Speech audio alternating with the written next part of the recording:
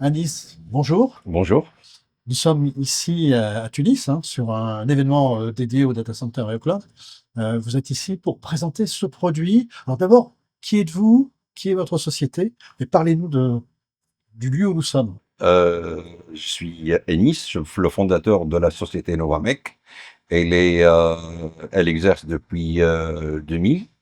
On est spécialisé dans les data centers et ça fait 10 ans qu'on a commencé à fabriquer les conteneurs data center.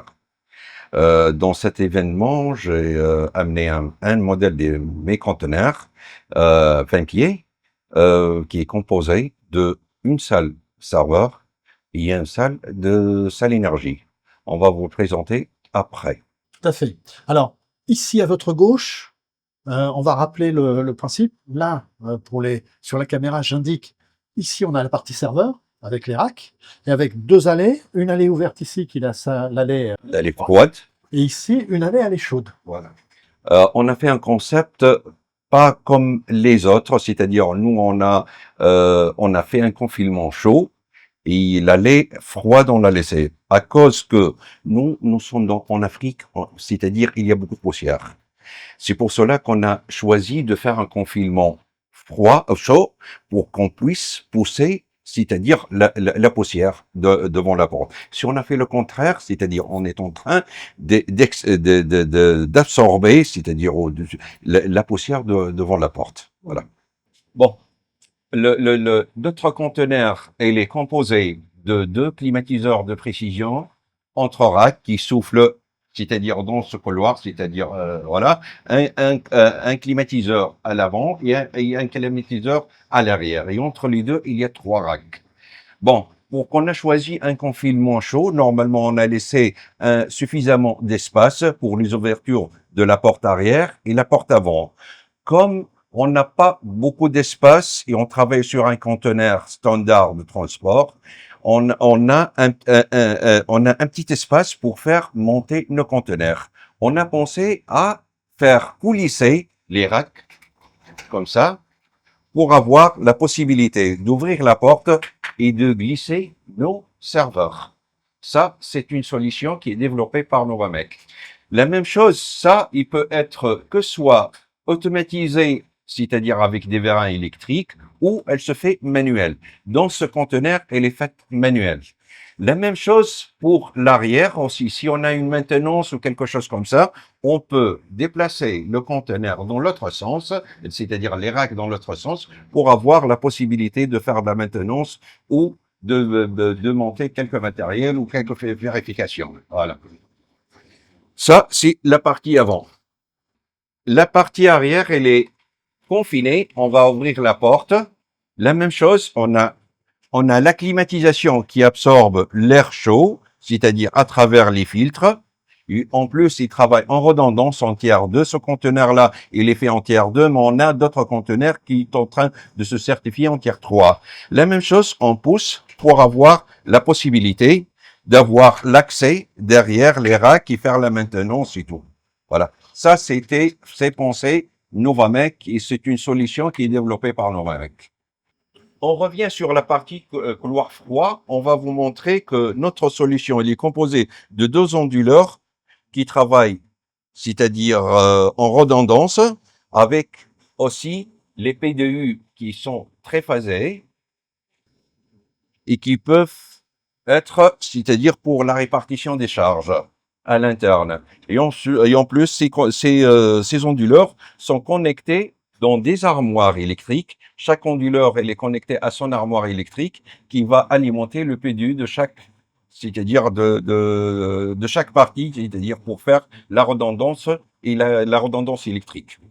Maintenant, on a les armoires électriques. Ça, c'est une armoire de servitude, c'est-à-dire une servitude qui va faire la distribution électrique pour les climatiseurs, les onduleurs, détection incendie, et tout ce qui est caméra et tout. Ces armoires-là sont des armoires ondulées qui servent à alimenter tous les serveurs, c'est-à-dire qui servent à alimenter les PDU, et des PDU, ils alimentent les serveurs. tout ce mécanisme-là, il fonctionne avec un système de monitoring. Exemple maintenant, ça c'est un afficheur qui indique la température, c'est-à-dire de chaque sonde à l'intérieur, que ce soit dans le confinement ou dans les racks ou l'air ambiant. Ainsi, on a un système d'extinction automatique qui est en haut, c'est-à-dire le couloir confiné et dans l'espace ouvert. En plus, on a dans l'autre partie bon, je vais vous dire que notre conteneur, il n'est pas comme les autres. Il est conçu avec un groupe électrogène intégré. Donc, on donne une solution complète. La partie énergie, elle est composée d'un groupe électrogène et d'une armoire inverseur, ainsi la bouteille d'extinction. On va le visiter tout à l'heure. Expliquez-nous pourquoi c'est important pour l'Afrique, la Tunisie et l'Afrique en général d'avoir ce type de configuration de conteneur. L'environnement de l'Afrique, il est poussiéreux. On a beaucoup de poussière, c'est pour cela qu'on a choisi le confinement chaud. Et en plus, il y a une chose très importante, aussi on a intégré le groupe électrogène parce que parfois, on achète, on demande une consultation ou un appel d'offres ou l'achat d'un conteneur, d'une data center conteneur et on oublie le groupe électrogène. C'est pour cela qu'on a pensé de vendre une solution complète avec le groupe électrogène. Ça, ça c'est la partie énergétique. Ça, c'est le groupe électrogène. Dans ce cas, on développe ce conteneur-là, il peut aller jusqu'à 40 kW en tiers 2 et en 40 kW en tiers 3. C'est-à-dire, on ajoute un autre groupe électrogène avec ce groupe-là au-dessous. On change c'est-à-dire le design. Dans notre cas, on a un groupe électrogène et un inverseur. Et là, ça, c'est le système d'extinction automatique. Avec, bien sûr, avec l'extinction ici, avec les détecteurs et tout ça. Et on a une aération, c'est-à-dire, bon, on peut pas la voir ici, mais de l'extérieur, on peut la voir. L'aération de groupe électrogène, elle passe de première paroi dans le groupe et passe de l'autre côté pour l'aération du groupe électrogène. Nous voici à l'extérieur, donc là on voit bien le conteneur dans son intégralité. Ici c'est la partie extraction du froid. Oui, cette partie, c'est la partie condenseur, c'est-à-dire elle sert pour refroidir le